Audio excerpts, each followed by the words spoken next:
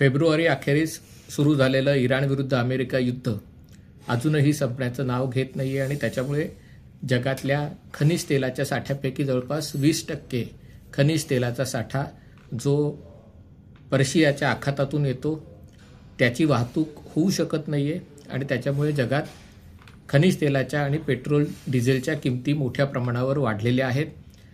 भारतासाठी हे युद्ध अधिक आव्हानात्मक आहे कारण या आखाती देशांमध्ये जवळपास 1 कोटी भारतीय लोक काम करतात आणि त्यामुळे त्यांच्यापैकी अनेक जणांचा रोजगार गेला तर त्यांच्याकडनं भारतात पाठवण्यात येणारे 80 अब्ज डॉलरहून जास्त रक्कम त्याच्यावर संकट येऊ शकतं.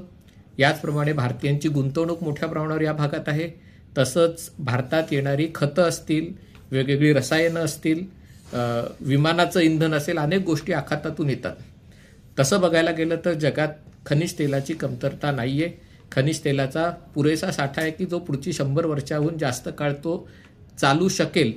परंतु खनिज तेल असलं तरी ज्या रिफायनरी आहेत त्या रिफायनरीची संख्या मर्यादित आहे, त्यांची क्षमता मर्यादित आहे आणि आखातातल्या रिफायनरी आत्ता काही कामाच्या ठरत नसल्यामुळे ज्या रिफायनरी आहेत त्याच्यातनं बाहेर येणाऱ्या शुद्ध झालेल्या पेट्रोलियम पदार्थांचे भाव हे वाढत आहेत.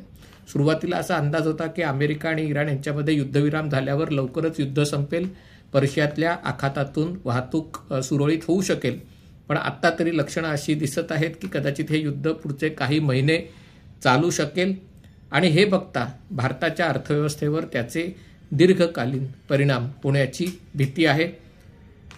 एकाच वेळेला भारतीय कामगार आखातातले त्यांच्यावर आलेलं संकट, खनिज तेल, रसायनं, खतं यांच्या पुरवठ्यावरील संकट आणि हे सगळं होत असताना कुठेतरी जागतिक स्तरावर आर्टिफिशियल इंटेलिजन्स क्षेत्रामुळे भारतावर होणारा विपरीत परिणाम या सगळ्याची दखल घेऊन भविष्यात भारताच्या अर्थव्यवस्थेच्या वाढीवर विपरीत परिणाम होऊ नये म्हणून सावधगिरीचा उपाय म्हणून भारत सरकारने आणि त्याच्यातही खास करून पंतप्रधान नरेंद्र मोदींनी एक आवाहन केलं होतं आणि त्याच्यातनं अशा काही गोष्टी करायला सांगितल्या होत्या की ज्याच्याद्वारे भारताची खनिज तेलाची आयात, पेट्रोलियम पदार्थांची आयात एका मर्यादित स्वरूपात राहील.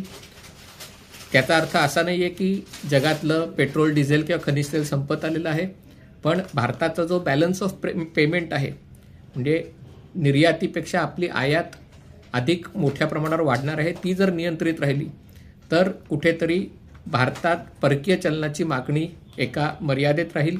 ते राहिलं तर रुपयाची घसरण थांबेल आणि भारत अधिकाधिक आत्मनिर्भर राहिला तर हे येणारं आर्थिक संकट आहे त्याची तीव्रता कमी करण्यात आपल्याला यश येईल.